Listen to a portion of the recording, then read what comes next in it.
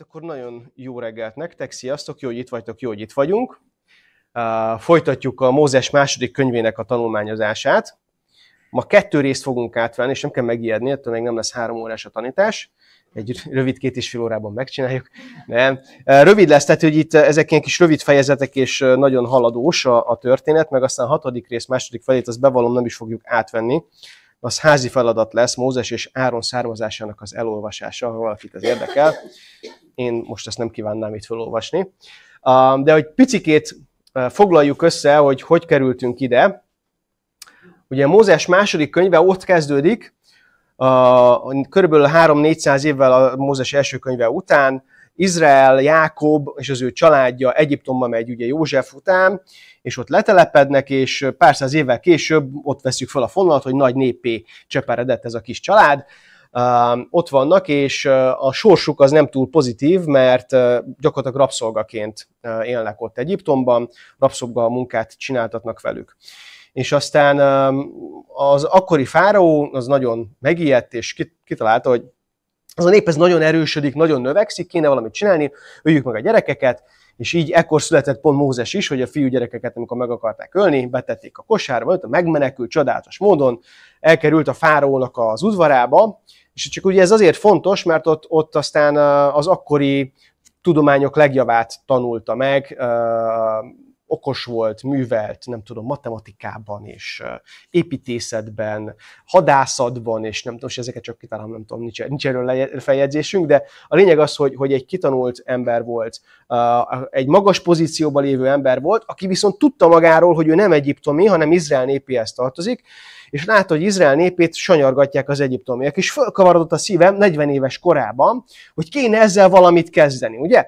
És nagy hirtelenségében gondolta, hogy megoldja a problémát, és leütött egy egyiptomi katonát, aki ott bántotta az egyik izraelit, és az meghalt. Aztán gyorsan eltemette ott a homokban, és aztán másnap újra arra ment, akart segíteni az izraelitákon, és ők mondták, hogy ha minket is meg akarsz ölni, mint az egyiptomit. És ő úgy megijedt, hogy fogta magát, és elrohant egy egész másik országba. Ez miért fontos? Tehát ugye azért fontos lesz a mai sztori szempontjából, és azért mondom ezt ilyen részletesen, mert ott van egy ember, akinek van egy hite, van egy meggyőződése arról, hogy Isten őt mire hívja, és beleáll ebbe a munkába, de még jóval azelőtt, hogy látnánk, hogy őt Isten erre elhívta tényleg, és erre bátorította volna. Mózes történetében itt az elején az egyik nagyon fontos dolog, amit leszűrhetünk, hogy Isten az, aki elhív és elküld bennünket az elhívásunkba és a feladatunkba, és ezt az ő időzítésével teszi. És Mózes annyira nagy hithős volt, annyira nagyon ott volt a szíve ezért az egész ügyért, hogy a legkisebb problémára elfutott tök messzire, és 40 évig depresszióban élt a bárányok mellett, és azon gondolkozott, hogy ezt ő hogy elszúrta, és mennyire nem jól sikerült ez az egész. Én meggyőződésem, hogy ő azt gondolta, hogy nem csak a saját életét szúrta el ezzel, hanem egész Izraelnek a megmenekülését elszúrta ezzel, hogy ő megpróbálta a saját erőből ezt megoldani. És 40 évvel később vesszük fel újra a fonalat, amikor legelteti a bárányokat, és ez a nagyon ikonikus jelenet megtörténik, hogy ég a bokor, és nem ég el, és Mózes oda megy, és az élő Isten szól hozzá a bokron keresztül. És ami itt történik, az az, hogy itt történik Mózesnek az elhívása. Itt szól neki Isten, hogy téged hívlak el arra, hogy megmesd az én népemet. És Mózes ezen a ponton már látjuk, hogy egy nagyon másik ember ahhoz képest, mint ahogy 40 évvel korábban volt. A 40 évvel korábban ugye fiatalon még az volt benne, hogy ki, ha nem én, és itt meg 40 év múlva, 80 évesen azt látjuk, azt mondja, hogy bárki, csak ne én. Ez volt a nagy különbség az ő hozzáállásában. És Isten pedig mondta, hogy nem, téged hívlak el erre, és ez a te feladatod lesz. És Mózes látjuk, hogy hitetlen, és nem akar, és most nem mondom el újra ezt az egész tanítást, vissza lehet hallgatni, akit érdekel. De ami a lényeg, hogy itt Isten aztán mutat neki pár csodát, hogy tud majd érvelni, és azt mondja neki, hogy 3 dolgot ígér meg a jövőt illetően, 4-et ígér meg. Az egyik az, hogy jönni fog Áron, vele szembe az ő testvére is segíteni fog neki. A másik azt, hogy ha elmegy utána Egyiptomba, az izraeliták fognak neki hinni, és vele lesznek ebbe a témába. A harmadik, amit Isten megígér, az az, hogy viszont a fáraó nem fogja őket elengedni elsőre, és a negyedik dolog, amit megígér, hogy mindenek ellenére ő meg fogja szabadítani Izraelt.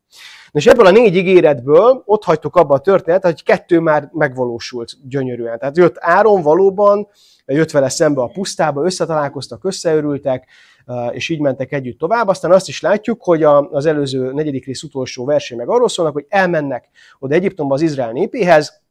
Ott Mózes elmondja, vagy hát Áron elmondja, hogy Mózesnek mit mondott Isten, és az izraeliták hisznek neki. Tehát megtörténik a másik dolog is. Úgyhogy most jön a 3. rész, hogy elmennek a fáraóhoz, akiről Isten megmondta, hogy nem fog hinni. Jó? Tehát ez eddig nem tűnik túl izgalmasnak, de higgyétek el, hogy izgalmas lesz ez a rész is. Tehát 2 Mózes 5, és az első 4 verset olvasom először. Ezek után Mózes és Áron a fáraó elé járultak, és azt mondták neki: ezt üzeni neked Izrael népének Istene, az örökkévaló. Engedd szabadon népemet, hadd menjenek a pusztába, hogy ott ünnepet tartsanak nekem.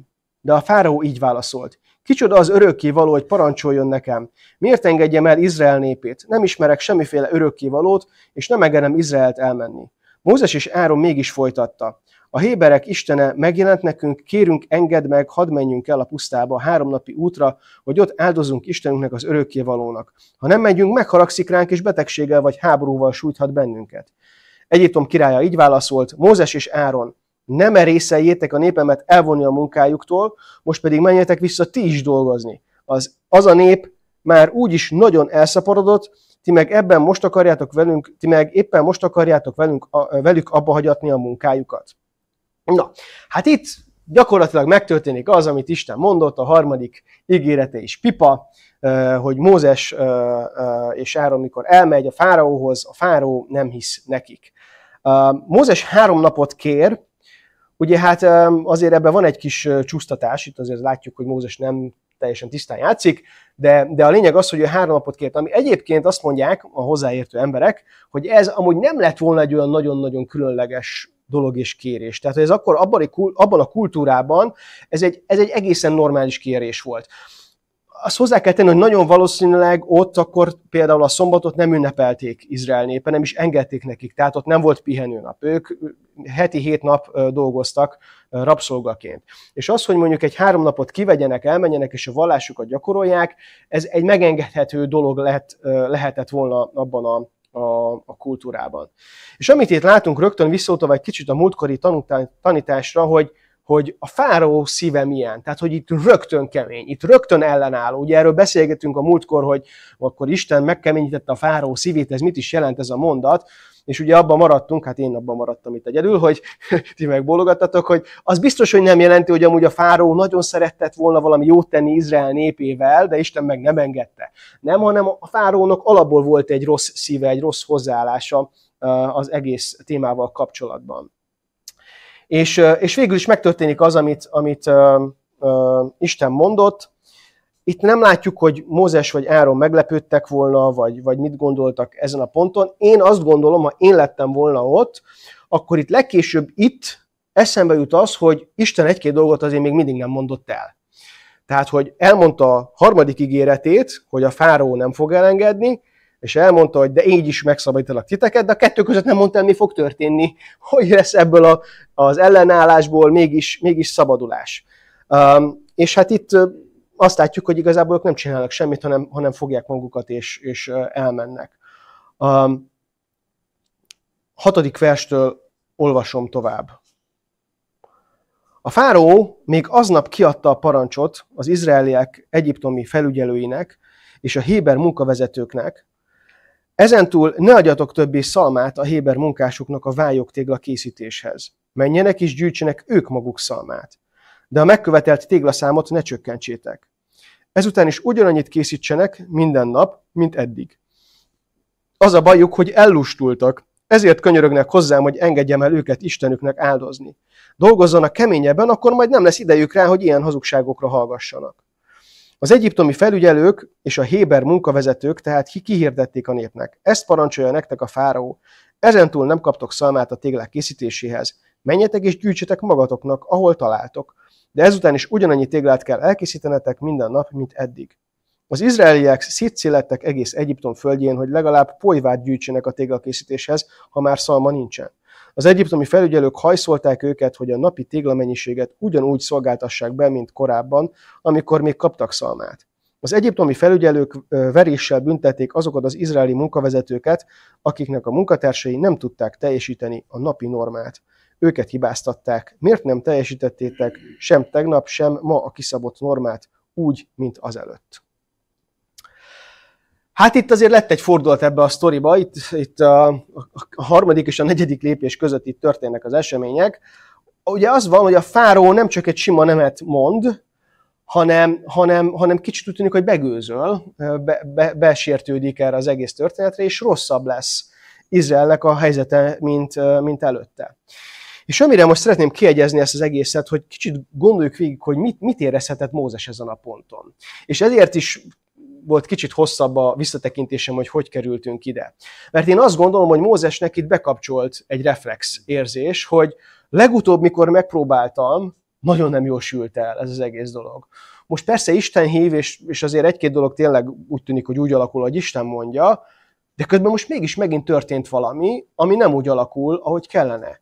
És ráadásul, ami a legnehezebb az egészben, hogy mindez azért alakul így, amit én csináltam. És szerintem nagyon, nagyon könnyű lett volna, és nem tudjuk, hogy Mózes itt mit érzett, de nagyon könnyű lehetett azt érezni, hogy ő a hibás ebben az egészben. Hogy az egész ő miatta van. És ez lehet, hogy sokszor a mi életünkben is meg tud ez jelenni. Történnek velünk olyan dolgok, amiket nem szeretnénk. Most csak így fogalmazom meg. És nagyon könnyen találjuk magunkat abban a helyzetben, hívő emberként, hogy hát itt valahol biztosan én szúrtam el valamit. Itt valahol én rontottam el, itt valahol rossz fát tettem a tűzre, valahol ez biztos az én bűnömnek a büntetése. És hát azért jóképzett hívőként azért hamar találunk erre indokot, nem? Tehát, hogy azért csak találunk valamit, ami nem volt azért annyira tökéletes. A másik verzió, hogy Isten haragszik rám. Most lehet, hogy nem azért, mert rossz fát tettem a tűzre, de lehet, hogy azért is. Hogy Isten igazából nem csinálja azt, amit kellene szerintem, hogy csináljon. Tehát, hogy itt ebben az egészben a legdurvább az, hogy Isten megtehette volna, nem? Hogy egy csodálatos módon az elsőre kiszabadítja Izrael népét. Hogy nagyon sokszor úgy tűnik, hogy jót akarunk tenni, hogy van, hogy rosszat teszünk, és akkor a rossz következménye van, az még olyan könnyebb elviselni, de amikor jót akarunk tenni, és aztán rossz következménye van. Sőt, mi több, hadd legyek még élesebb ebbe az egészbe, Mózes beleállt az Istentől való elhívásába. Hát nem azt kellene, hogy történjen, hogy innentől egyenesen fölfelé, vagy minimum egyenesen, de inkább exponenciálisan fölfele menjen minden megélésem az életben. Nem? Hát beleálltam Isten munkájába, itt vagyok, nincs is kedve. Ugye szerintem nem is volt Mózesnek kedve hozzá, ugye erről már beszéltünk az elmúlt alkalmakkor, de Mózes engedelmeskedett, elment, csinálta, amit Isten mond, erre egyre rosszabb és rosszabb lesz. Ez nem az a működése a világnak, amit én gondolnék erről elsőre. Mert hogyha én Isten akaratában vagyok, akkor a dolgoknak jó kellene működnie. És itt azt látjuk, hogy nem így működik. És csak így ez a kérdés, amit még ezen a ponton, hogy veletek volt már, nem kell válaszolni, tehát csak így mindenki magába, hogy így beleálltál, hogy csináltad, hogy jót tettél, hogy jót akartál tenni, hogy megvoltál róla győződve, hogy az Isten akarat, amiben vagy, és a dolgok rosszabbra fordulnak, mint előtte.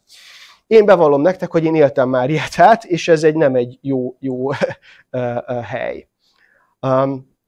Menjünk tovább, a 15. versnél tartunk. Emiatt az izraeli munkavezetők a fáraóhoz fordultak panaszukkal. Szolgáid vagyunk, urunk, miért bánsz velünk ilyen kegyetlenül? Szalmát sem kapunk a téglakészítéshez, mégis megkövetelik tőlünk, hogy ugyanannyi téglát készítsünk. Nézd, urunk, még meg is vernek bennünket a feletteseink, mert minket hibáztatnak, pedig a te néped tehet erről, nem mi. De a fáraó elzavarta őket. Lusták vagytok, az a bajotok. Azért akartok elmenni a pusztába annak az örökkévalónak áldozni. Menjetek vissza dolgozni, és szalmát nem kaptok, de a megszabott normát mégis teljesítenetek kell. Az izraeli munkavezetők látták, hogy bajban vannak, mert a fáraó nem akarja csökkenteni a napi téglaszámot. Amikor kijöttek a palotából, összetalálkoztak Mózessel és Áronnal. És ezt mondták neki, verje meg titeket az örökkévaló. Ti vagytok az oka, hogy a fáraó és a szolgái meggyűlölték népünket. Ti adtatok okot rá, hogy elpusztítsanak bennünket. Hát továbbra is, ha belehelyezkedünk abba, hogy milyen lehetett ez Mózesnek, én nem, tehát itt nem lennék Mózes. Vannak izgalmas tészek, tengerszétválasztás, meg nem tudom, ott ezeket kipróbálnám, de itt nem lennék Mózes, úgy képzelem el, hogy az én fejemben ez egy görög valami, nem tudom miért nem egyiptomi, valószínűleg nem tudok elképzelni, nagy oszlopok, benn van a fáró, nagy lépcsők, ilyen hosszú nagy lépcsők, és jönnek ki az izraeli munkavezetők, és közben jön Mózes meg Áron pehjére pont akkor szembe, és ott a lépcsőn félúton összetalálkoznak, és ott leszidják őket. Gyakorlatilag itt, amit Mózes hallhatott, az, hogy Mózes, te gyakorlatilag másodszor akarsz bennünket tönkretenni. Másodszor Isten nevében csinálsz valamit, ami nekünk nem jó, és nem akarjuk. És ami az érdekes itt, kicsit megvizsgálva a munkavezetőket, hogy látták a csodákat és hittek. Pár nappal korábban, amikor Mózes és Áron jött, ugye olvastuk, hogy azt a 3 csodát megmutatta Mózes a kígyóval, a kezével, a víz meg borral, és hogy hitt Izrael népe, látták a csodákat. És addig a pontig megvolt a hit, amíg nem történt valami gubanc. És amikor megtörtént a gubanc, és valami nem úgy alakult, ahogy ők azt gondolták, a hit rögtön eltűnt. És rögtön kellett valakit keresni, aki erről tehet. És nem tudom, hogy ez nektek mennyire ismerős ez az életélmény. Én olvastam már erről, hogy külföldön vannak ilyen emberek, akik így működnek, hogy a nagy hitük az hirtelen picivé lesz, vagy el is tűnik, amikor jön a nehézség. Hogy amikor ott van a kihívás, akkor úgy valahogy nem jut eszembe a 3 nappal ezelőtti csoda. Most elmondtam, hogy én is ilyen vagyok, de én is ilyen vagyok. Nem jut eszembe a 3 nappal. Csak azt mondom, hogy ez most nem jó. És én most ebben szenvedek. És kilátástalan az egész. És az a minimum, hogy legalább valakit találjunk, akire ezt az egészet rá lehet húzni.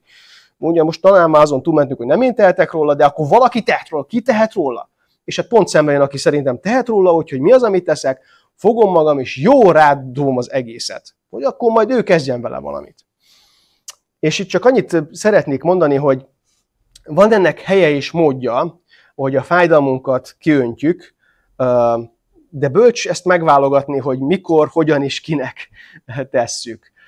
Én nem hiszek abban, hogy a mindenféle érzelmek és dolgok, amik feljönnek bennünk, azt kontrollálatlanul ki kell adjuk a környezetünknek ventilálás címszó alatt, hanem én hiszek abban, hogy jó, hogyha vannak barátaink, lelki vezetőnk, vagy bárki, egy felelős, érett ember, akinek el tudjuk mondani a fájdalmunkat.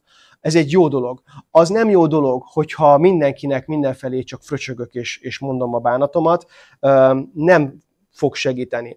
Az ige egyébként erre nem bátorít. Tehát az ige, én nem ismerek olyan igerészt, de ha ti tudtok, légy szíves, majd javítsatok ki, ahol a ventilálást fölemelni Isten.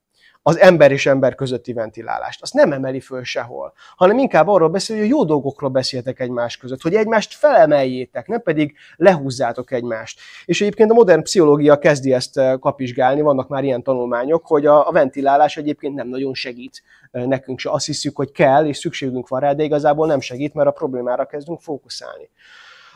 Úgyhogy jött a nehézség, nem hittek, hanem rögtön felelőst kezdtek, és rögtön elkezdtek ventilálni, úgymond, bántani Mózest.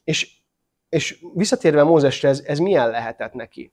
Mert az, hogy a fáraó szemét volt, az egy ponton olyan érthető, várható, olyan elviselhető. Az se lehetett kellemes, de az még az úgy elviselhető. De hogy itt Mózes megint a saját népe, és szegény ezt még egy párszor át fogja élni, mire meghal, hogy ez saját népe fordul ellene, és elkezd ellene menni és megtámadni őt, miközben Mózes éppen értük próbál valamit csinálni. Pont. 22. versnél tartunk.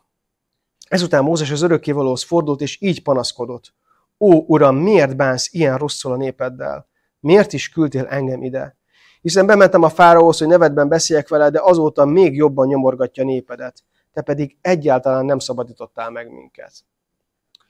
Nekem ez a vers nagyon tetszik. Szerintem ez egy nagyon, nagyon jó vers. A nép Mózest vádolta, Mózes pedig Istent vádolta.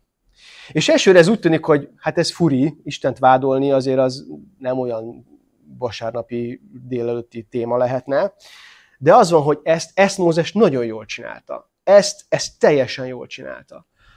Isten nagyon jól bírja a mi vágyainkat. Isten nem tudom, mire a jó kifejezés, egy teljes személyiség, akinek nincsen önértékelési gondja.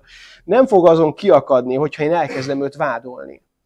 Viszont nekem szükségem van erre. Mert ugyan a Biblia nem bátorít arra, hogy egymás felé ventiláljunk, de arra nagyon bátorít, hogy Isten felé ventiláljunk. Arra nagyon bátorít, hogy Istennek panaszkodjak.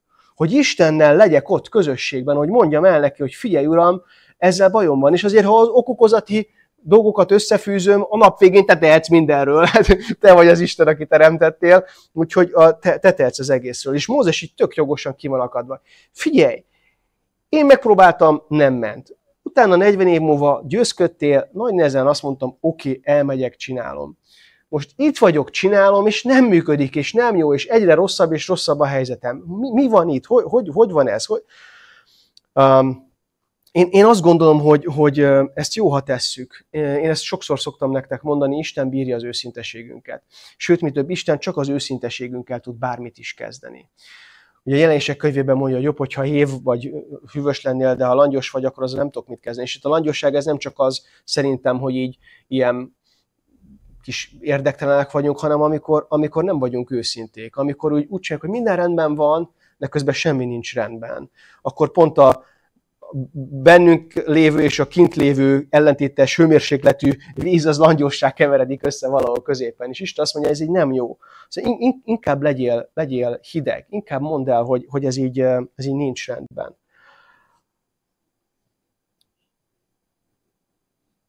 Megint azt látjuk, hogy Mózes itt, ő is nagyon hamar elveszíti a hitét.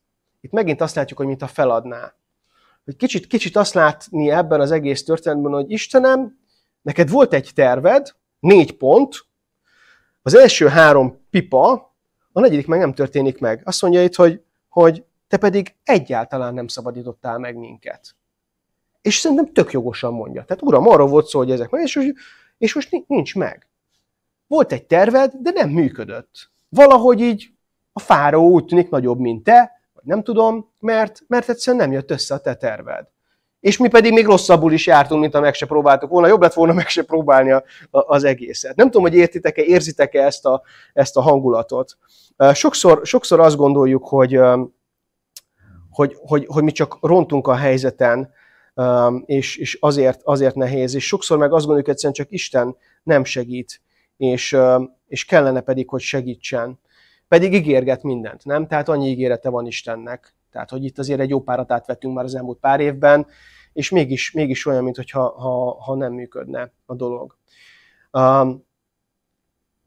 És aztán ott van ez a másik része, hogy Mózest vádolják. Tehát itt Mózesnek nagyon erősen előjöhetett megint ez a téma, hogy akkor most én tehetek erről? Most akkor végül is én vagyok a hibás? Akkor végül is, hogyha baj van az életemmel, akkor annak én vagyok az oka? És mondom, ezzel könnyű azonosulnunk, de szeretném nagyon határozottan mondani, hogy nem biztos. Lehet, igen. Tehát, hogy azért tönkre tudjuk tenni a saját életünket, az a mi felelősségünk. De hogy van sokszor olyan, hogy nem. Hogy egyszerűen csak az élet nem úgy zajlik, ahogy mi azt megálmodtuk tényiként. A Jobb könyve erre a legjobb példa, hogy Jobb ott volt, és próbálták mindenáron meggyőzni, hogy valamit pedig biztos csináltál, amiért Isten így kibabrált veled, és Jobb mondja, hogy nem. És tényleg így volt, hogy Jobb nem tett semmi olyan bűnt, ami miatt büntetést érdemelt volna. A másik, ami nagyon fontos dolog, hogy megértsük újjászületett hívőként, hogy nincs Istennek kétszeres büntetése. A földi jogban sincs ilyen, de Istennél sincs ilyen. Tehát amikor én nem tudom, rabolok, most mondtam valamit, és becsuknak a börtönbe, nem tudom, hogy ezért becsuknak, de mondjuk becsuknak a börtönbe, kapok 3 évet, és leülöm, utána kijövök a börtönből, akkor nem jöhet oda a börtönőr, hogy vezet vissza, hogy Szabó úr, hát akkor most letöltjük a 3 évet. Hát de hát most töltöttem le. Az nem baj, most letöltjük még egyszer. Nincs ilyen, nincs kétszeres büntetés. Ez miért fontos? Ez azért fontos, hogy megértsük, mert Isten a büntetését, az ő haragját kitöltötte már Jézusra. Ez a hitünknek az alapja. Jézusnak az áldozata, hogy ő ott a kereszten bűnössé lett helyettünk, és mi pedig megkaptuk az ő igazságosságát. Isten Jézust büntette meg helyettünk. És ez nagyon fontos, hogy ott legyen valahol a lelkünk mélyén, mert az életben jönnek a hepék és a hupák, és akkor nagyon jó, hogyha nem küzdünk azzal, hogy most Isten engem büntet vajon, én most jogosan szenvedek. Nem, ez nincs benne a képletben. Isten nem büntet bennünket. És Mózes is jól csinálta a dolgát, és azt is nagyon jól csinálta, hogy utána, amikor kiakadt és nehéz helyzetbe került, akkor Istenhez ment. Nem látjuk, hogy itt elkezdett volna vitatkozni a felügyelőkkel. Hogy hát figyeljetek, hát én ezt értem, de hát az Isten csak ezt mondta, hát most próbálta volna kimagyarázni, meg hát megmutatja még egyszer a kígyós trükköt, a bottatot, hát még Isten küldött, hát ezt mondta most, akkor nem. Hanem elment és Istennel kezdett vitatkozni, panaszkodni. Isten tudott volna tenni valamit, ő a mindenható mégis, és nem tette. És ez egy fontos és komoly kérdés az életünkben, hogy ezt el tudjuk-e tenni valahova. Hogy mi van az ilyen helyzetekkel, amikor Isten egyszerűen nem teszi meg azt, amit szerintünk meg kéne tegyen. És most hoztam egy-két választ, nem kell egyetérteni velük, meg nem ilyen általános válaszok, csak most így ebből a helyzetből kiindulva.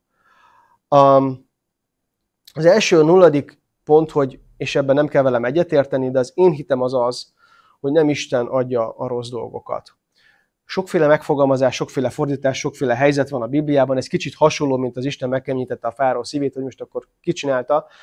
De az én hitem a szerető Istennel kapcsolatban az, hogy ő nem ad nekünk rossz dolgokat. Az ellenség viszont igen. A Biblia beszél a sátánról, beszél az ő hatalmáról, beszél a mi bukott természetünkről, ami a romlott és bűnös, és a lelkünk a porhoz tapad. És rossz dolgok történnek a sátán miatt, meg mi miattunk. Tehát, hogy ha fölpofozlak téged, akkor az neked rossz lesz, és Istennek nem lesz hozzá sok köze, én pofoztalak föl. Tehát én nem gondolom, hogy Isten adja a rossz dolgokat, de Isten megengedi a rossz dolgokat, és aztán azt a jóra használja. Az egyik dolog, amiért megengedi, és most nézzük konkrétan ezt a helyzetet, hogy lehet, hogyha nem lett volna rosszabb a helyzete Izraelnek, akkor ők nem is akarnak elmenni Egyiptomból.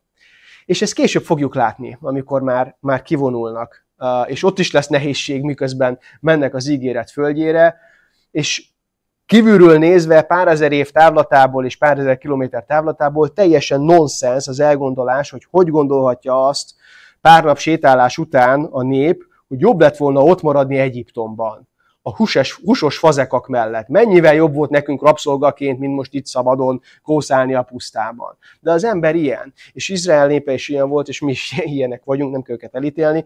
Lehet, hogyha nem lesz rosszabb a sorsuk, akkor nem akarnak elmenni, akkor, amikor kellett volna.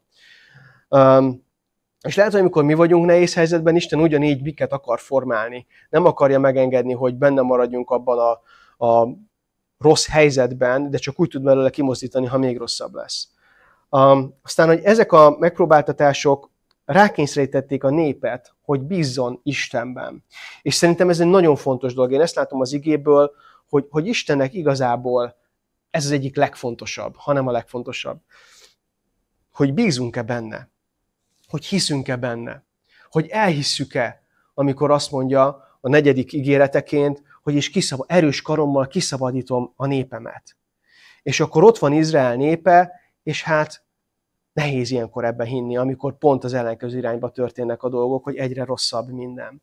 A harmadik, hogy Isten minden feletti hatalmát nem láthatták volna meg. Ugye erre mutakrommal is már erről beszéltem, hogy ez az egész kivonulás Egyiptomból, ez egy nagyon fontos része volt Izrael népének az identitásának, az önértékelésnek, az öntudatának, hogy kik vagyunk mi, és aztán a mi hívő életünknek is egy nagyon fontos része ez. És hogy az Egyiptom az a világot és a bűnt szimbolizálja. És amikor átmennek a Vörös-tengeren majd, pár rész múlva, akkor az meg a megtérésünket szimbolizálja, hogy Isten kihozott bennünket a bűnből. De hogy itt kell látnunk, hogy ez a rész, ami a bűn volt Egyiptom, az nem volt jó. Annak ott van ez a szimbolikája, hogy ez egy szenvedés volt, ott egy elviselhetetlen teljesítménykényszerben élt Izrael népe. Pihenés, megbékélés és öröm nélkül. És igazságtalan helyzetben voltak benne. De sokszor nem látjuk, és sokszor, amikor elmegyünk pár kilométerrel odébb, akkor úgy gondolom, húsos fazakok voltak ott Egyiptomban. Nem, te őrült, emlékszel rá, hogy téglát kellett csinálni, és még szalmát se kaptunk hozzá. Ja, valami rémlik, de a húsos fazék azért az ott volt. És hogy valahogy így vagyunk ezzel, és kell, hogy legyenek ilyen élményeink, ahol Isten megmutatja, hogy figyelj, nélkülem, ez az élet, ez 3 betű, az első dupla, nem mondom ki, mindenki találja ki, mire gondoltam. Nem jó, erre gondoltam. És hogy az a helyzet, hogy ilyenkor a nehéz helyzetben futunk el Istentől, és pedig pont ilyenkor kellene odafutnunk hozzá. Ne vonjunk le következtetéseket túl korán a körülményeinkből, mert könnyű, amikor nem jó a körülmény, levonni rossz következtetéseket. De hogy az a szomorú helyzet, hogy a Bibliában vannak olyan igeversek, amik arról beszélnek, hogy az élet nem lesz mindig és könnyű és zöldréteken való ugrándozás. És ez nem tetszik nekünk. Tehát ezek a tipikusan nem a hűtőre kiírt igeversek, tipikusan nem a monitoron kis sárga ragaccsal kiragasztott igeversek, azért párat összegyűjtöttem, hogy tudjátok, miről beszélek. Máté 10-ben azt mondja, hogy amikor letartóztatnak titeket, akkor így és így legyen.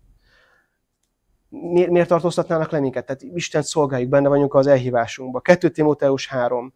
Üldöztetve lesztek. Pont. Köszi. Abcsel 14. Sok nyomorúságon kell átmennünk. Köszönöm szépen. Igen.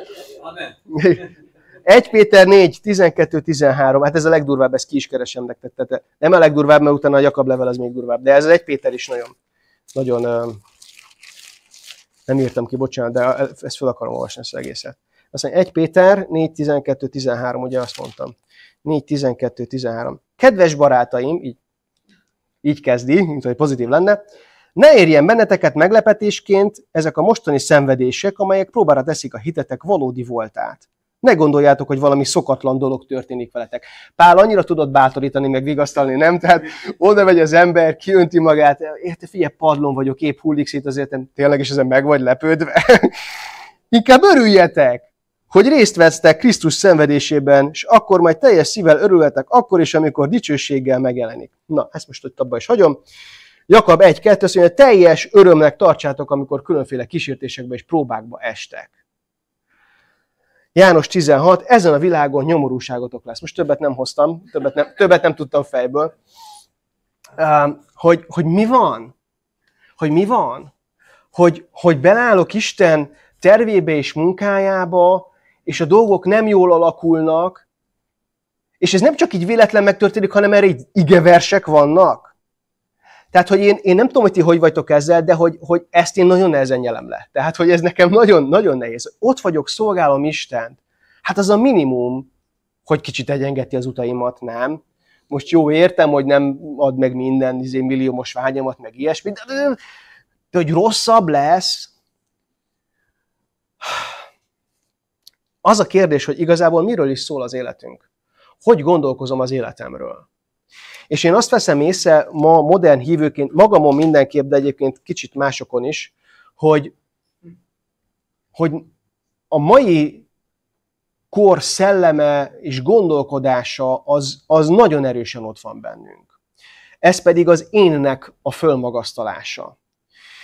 És értsétek jól, én nem azt mondom, hogy nem kell magunkkal foglalkoznunk, én nem azt mondom, hogy nem kell határokat húznunk, én nem azt mondom, hogy nem kell magunkkal is figyelnünk. Az ige is bátorít erre, azt mondja Pál, hogy magadra viselj gondot elsősorban, nem erről beszélek.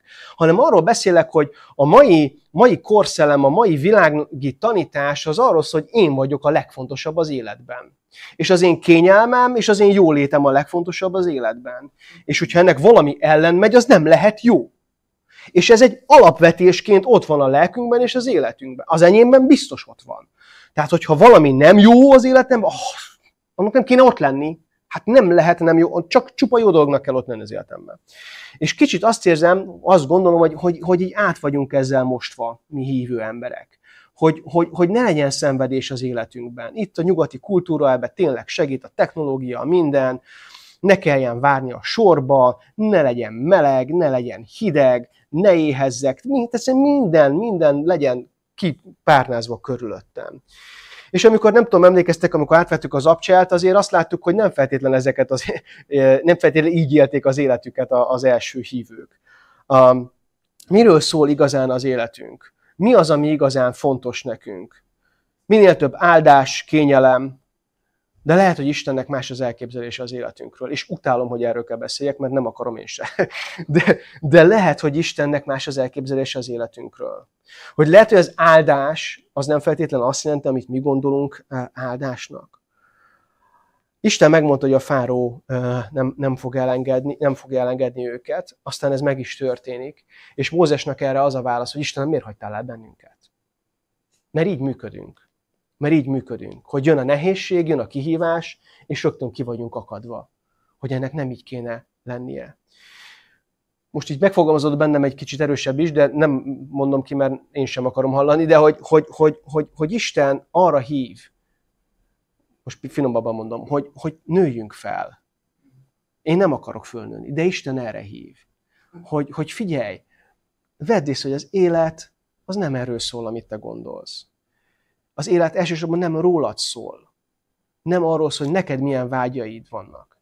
Mire vágysz, milyen kényelemre, milyen áldásra, milyen megoldásokra. Hanem az élet elsősorban rólam szól, mondja Isten.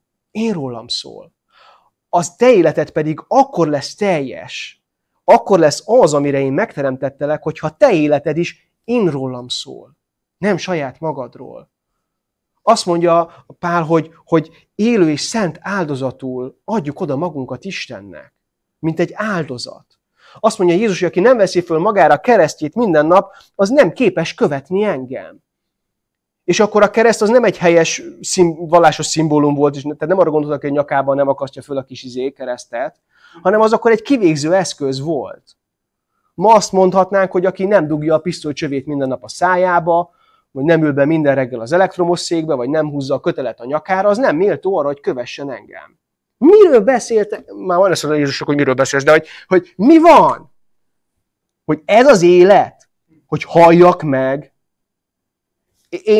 Én ezzel küzdök. Én ezzel küzdök még mindig. Mert én nem akarok meghalni.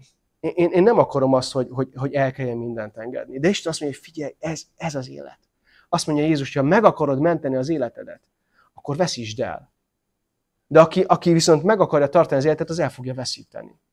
És ez annyira távol van mindentől, amit hiszünk, gondolunk, amiben élünk, hogy ezt nehéz fölfogni. De egyébként úgy tűnik, hogy pár ezer évvel ezelőtt és pár ezer kilométerrel odébb is ez még akkor is ott volt, mert Mózes ki van akadva. Hogy azt mondta Isten, hogy a fáraó nem fog elengedni, és a fáraó nem engedi el, és Mózes kiakad, hogy miért hagytál el engem, Istenem. 6. rész. Nem kapcsoltam stopper, de még alig beszélek, 3 perce éreztem. Az örökkévaló így felel Mózesnek. Hamarosan meglátod, hogy bánok el a fáraóval. Erős kézzel fogom rákényszeríteni, hogy engedje szabadon népemet. De nem csak elengedi, hanem egyenesen kiűzi őket Egyiptomból. Azután Isten ismét beszélt Mózessel. Én vagyok az örökkévaló, aki Ábrahámnak, Izsáknak és Jákobnak úgy jelentettem ki magamat, mint mindenható Isten. De nem jelentettem ki magam nekik ezen a néven örökkévaló. Szövetséget is kötöttem velük, hogy Kánaán földjét nekik adom. Azt a földet, amelyet úgy éltek, mint jövevények és idegenek. Most pedig meghallgatom Izrael népének keserves sóhajtozását és panaszkodását. Jól tudom, hogy az egyiptomiak rabszolgasorba taszították őket, de nem felejtkeztem el szövetségemről. Mondd meg hát Izrael népének, hogy ezt üzenem neki. Én vagyok az örökkévaló, kimentelek titeket az egyiptomi kényszermunkából, és felszabadítalak a rabszolgaságból. Erős karommal és rettenetes büntető ítéletek által megmentelek titeket. Népemmé teszlek benneteket, én pedig Istenetek leszek. Akkor fogjátok igazán megérteni, hogy én vagyok Istenetek az örökkévaló, aki megszabadítottalak benneteket az egyiptomi kényszermunkától. Nekem nagyon tetszik Istennek a válasza. Ugye Mózes kiakad és panaszkodik. Ugye az izraelitek Mózest vádolják, Mózes Istent vádolja. És Istennek erre mi a válasza? Hogy mered? Én vagyok az Isten, a legnagyobb, a legszentebb Isten. Most azt mondod, hogy én tehetek itt bármiről? Nem ezt látjuk. Isten nem is beszél erről, hanem elkezdi újra mondani. Figyelj, 2 dologról beszél. Az egyik az, hogy én vagyok a mindenható. még mindig én vagyok a mindenható. Én vagyok az örökkévaló. Én vagyok El Shaddai. Én vagyok Adonai. Én vagyok mindenek. És ebben nem történt semmi változás. A te életedben történt változás, a te megélésedben történt változás, de én nem változtam. És ez fontos, hogy ezekben a pillanatokban ezt lássuk és értsük, hogy Isten nem változott. Ő az örökkévaló még mindig, ő a mindenható még mindig. És a második dolog, amit ezután mond, hogy én továbbra is tartom magam az ígéretemhez, hogy meg foglak szabadítani titeket. Meg foglak szabadítani, és csodás módon kijöttök Egyiptomból, és szabadok lesztek, és nem lesztek rabszolgák. Ez nagyon fontos, hogy amikor benne vagyunk a helyzetben, a nehézségben, akkor erre a két dologra emlékezzünk. Hogy igazából az örökkévalóság szempontjából, a mennyből nézve a kis életünket, nem változott semmi, mert Isten még mindig Isten. Ő még mindig uralkodik. És a második, hogy az ő ígéretei még mindig állnak. És ő azt mondta, hogy ő velem lesz, és soha el nem hagy, és hogy ő harcolja a harcaimat, és hogy neki fontos az, ami velem történik, akkor ez most is így van. Akkor is, ha nem látom, nem érzem, szoktuk énekelni, beválogathattuk volna a mai dallistába is, de gyakorlatilag minden héten beválogathatnánk. Akkor is ő harcol értem. Akkor is ő harcolja a harcaimat. Te vissza tudsz emlékezni Istennek az ígéreteire? Vannak egyáltalán ígéretei Istennek, amiket kaptál? Tudsz őszintén panaszkodni? Meg tudod őszintén osztani Istennel a nehézségeidet? És tudsz aztán őszintén várni az ő szabadítására? Amikor Izrael népe kivonult Egyiptomból, átment a Vörös-tengeren, 40 évig bolyongtak, és nagy nehezen végül bementek Izraelbe, akkor átmentek a Jordán folyón hasonlóan, mint a Vörös-tengeren. És a Jordánból kihoztak 12 követ. 12 emlékkövet, amit aztán ott letettek a partra. 12 törzs, mindenki egy-egy követ. És ennek az volt a célja, hogy emlékeztesse Izrael népét, ahogy Isten kihozta őket Egyiptomból. És jók ezek a kövek. Jó, hogyha van ilyen kövünk. Ilyenkor, amikor nehéz a helyzet, jó, ha van valami, ez ma inkább lehet praktikusabb egy jegyzetfüzet, vagy a telefonban egy-két fölírás, hogy amire vissza tudunk emlékezni, hogy igen, voltam már nehéz helyzetben, de Istenhez kiáltottam, és ő megszabadított. Hogyha vannak ilyen emlékoszlopaink, és jó ezeket fölhozni ilyenkor, amikor benne vagyok a sűrűjébe, és éppen nem jó, és éppen nem szeretem, akkor jó ebbe beletenni egy kis plusz energiát ott lent az alján, hogy igen, de eddig Isten mindig megmentett. 8. vers.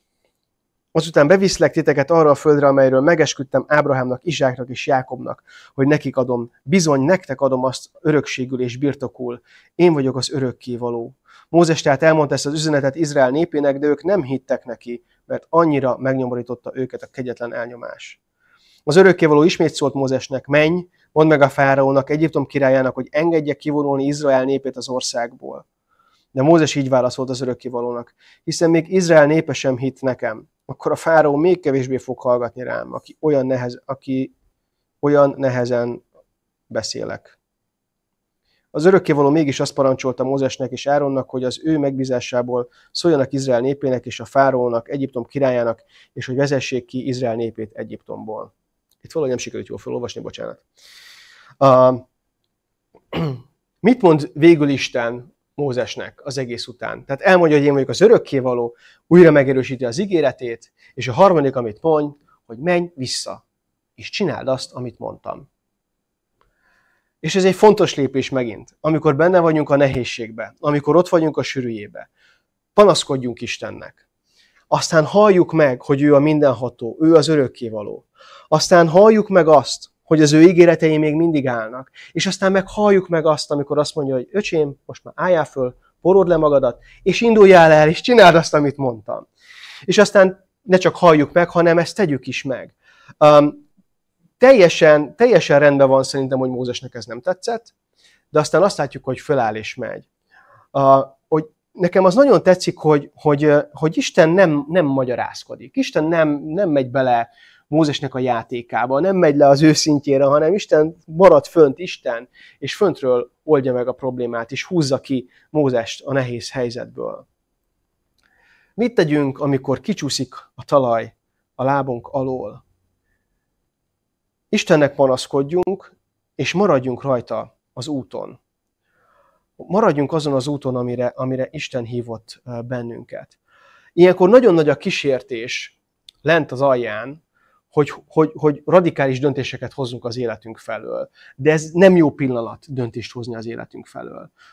Komoly döntést hozni az életünk felől.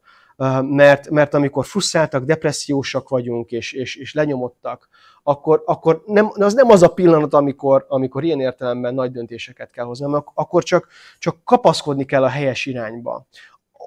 Abba kell jó döntést hozni, hogy megyek tovább Istennel, hogy keresem őt továbbra is az életemben. Ez egy nagyon-nagyon intenzív helyzet volt, mert egy lehetetlen helyzet volt emberileg nézve ez az egész helyzet, amiben Mózes volt. Tehát, hogy így nem tudom, hogy így megint kicsit helyezkedjünk bele, hogy Mózes elment, beszélt a fáraóval, és rosszabb lett. És Isten azt mondja, menj el, és beszélj vele még egyszer. Hát én nekem tutiben tele lett volna gatyám, hogy még rosszabb már mi tud lenni, de még biztos tud lenni még rosszabb, most elmegyek és beszélek megint a fáraóval. De Isten azt mondja, hogy gyere, menj. Az egyetlen megoldás az előre menekülés volt. Hogy menni kellett előre Isten tervébe. És tennie kellett Mózesnek azt, amire el volt hívva. Úgyhogy tegyétek ti is azt, amire Isten hív benneteket, és engedelmeskedjetek neki. Befejező gondolatok. Sokszor nehéz helyzetben vagyunk. Ezt nagyon nem volna intelligens dolog tagadni, és azt mondani, hogy az élet az mindig szipi-szuper. Nagyon sokszor ebből, én nem hoztam most erről statisztikát, de szerintem jelentős része ebből a saját hibánk. Tehát, hogy amikor mi elszúrjuk. Egy jelentős része, amikor mások szúrják el, és egy valamekkora része az, amikor nem tudjuk, hogy mi miatt, de egyszerűen csak történik velünk a nem jó dolog. De hogy így az üzenet az ma reggel nekem mindenképp, és hiszem, hogy nektek is, hogy kapaszkodjunk Istenbe. Hogy erősítsük meg a hitünket. Hogy az ő ígéreteibe kapaszkodjunk, és oda kössük magunkat. És erről eszembe jutott a Zsidók 6:17-20. Ezért Isten, mivel még teljesebben akarta megmutatni az ígéretét örököseinek, hogy elhatározása változhatatlan, esküvel vállalt kezességet. Ez a két dolog sohasem változik. Isten nem hazudhat, amikor ígér valamit, és nem hazudhat, amikor megesküzik. Ez erős biztatást jelent, és reménységet ad nekünk, hiszen oda menekülhetünk Istenhez. És belekapaszkodhatunk abba a reménységbe, amelyet ő adott nekünk. Az a reménység olyan a lelkünk számára, mint a csónak erős horgonya. Ez a reménység horgony a mennyei templomban, a függöny mögött, a mennyei szentek szentjében kapaszkodik meg, ott, ahová Jézus bement. Értünk ment be oda, hogy utat készítsen a számunkra, hiszen mindörökké Jézus lett a főpap Melkisédek rendje szerint. Azt mondja itt a szerző, hogy kapaszkodjunk azokba az ígéretekben, amit Isten adott nekünk. Hogy kapaszkodjunk Istenben magába. Hogy ez olyan, mint a csónaknak a horgonya. Én nem vagyok egy csónakos fiú, de annyit értek ebből, hogy a horgonyt, ha leengedjük, akkor az úgy ott marad. És jön a víz, és fölmegy, és lemegy, és tudom, és tehát nem, ha hullámok vannak, akkor nem jó ott lenni a csónakban, én szerintem. De hogy attól még az ott van, és a helyén van, és biztosan áll. Aztán, amikor meg sima, és a naplementét nézzük romantikázva, az is ott van a csónakban a horgonnyal. De hogy Istenbe kapaszkodjunk, hogy oda menjünk, és azt mondja, hogy ez a horgony, ez a szentek szentjébe megy be, ami az Istennek a jelenléte. Az Istennek a jelenlétébe vagyunk odakötve ebben a képben. De egyébként máshol meg azt mondja, hogy Isten bennünk él. Hogy a szentek szentje bennünk él. Mi vagyunk Istennek a temploma. Hogy akkor mi is történhet velünk? Hogy akkor történhet bármi olyan, ami nincs rendben? Hát az én definícióm szerint igen, de Isten definíciója szerint nem. Azt mondja Róma 8:32-ben, hogyha a saját fiát nem kímélte, hanem mindannyiunkért odaadta, akkor hogy ne adna nekünk vele együtt mindent? Zsoltárok 34:20. Sok baj éri az igazat, de valamennyiből kimenti az Úr, így volt lefordítva, de az eredetiben úgy kellett volna lefordítani, de mindegyikből kimenti az Úr. Teljes kétséget kizárólag a ChatGPT szerint, ezt jelenti az eredeti szó, ami ott van. Hogy mindegyikből kimenti az Úr. 50. Zsoltárt majdnem minden vasárnap idézzük. A nyomorúság idején te hozzám kiáltasz, én megszabadítalak, te pedig dicsőítesz engem. Erről szól a hívő életünk, hogy kapaszkodunk Istenbe, és az élet zajlik, a dolgok történnek. Sajnos nincs megígérve, hogy ilyen szupermenek leszünk, és velünk csak klassz dolgok történnek a megtérésünk után. Sőt, mondom, azért egy-két ige inkább pont furcsább dolgokat ígér, de most ezt hagyjuk is. De hogy azt mondja Jézus, hogy én veletek leszek minden nap a világ végéig. Hogy a hajad szálait számon tartom, és nem történhet semmi veled, anélkül, hogy én ne tudnám. És én pontosan tudom, hogy te miben vagy, pontosan tudom, hogy te mire vágysz, én pontosan tudom, hogy neked mire van szükséged. És azt mondja, hogy én vagyok, úgy így mutatkozott be Isten Mózesnek, hogy én vagyok a vagyok. Én vagyok az, akire szükséged van. Én vagyok az, akire szükséged van. És aztán Jézus is így mutatkozott be, hogy én vagyok, akire szükséged van. Úgyhogy bátorodjunk ebben, hogy ha nehézségben vagyunk, ha jó helyen vagyunk, nem kell magunkat ostorozzunk, nem biztos, hogy mit tehetünk róla, lehet, hogy igen, de nem biztos.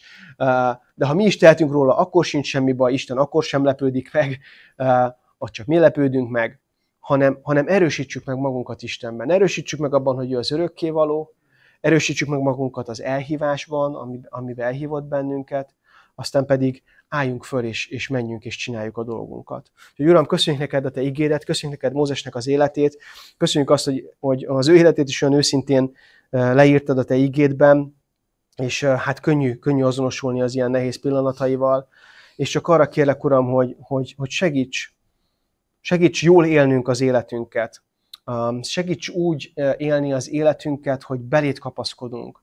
Segíts, Uram, hogy neked panaszkodjunk, ne egymásnak. Hogy egymást tudjuk felemelni, neked meg kiönteni a szívünket. Segíts, Uram, hogy meg tudjunk erősödni te benned. Hogy a hitünk és a bizalmunk az tudjon napról napra növekedni benned. Uram, add, hogy meglássuk a te szabadításodat. Uram, add, hogy tudjunk visszaemlékezni a korábbi szabadításaidra, és azokból erőt meríteni. Kérlek, Uram, hogy tölts be bennünket a te szellemeddel, add nekünk a te vigasztalásodat, add nekünk a te erődet, add nekünk a te örömödet és a te békédet. Te nevedbe, Jézus. Amen.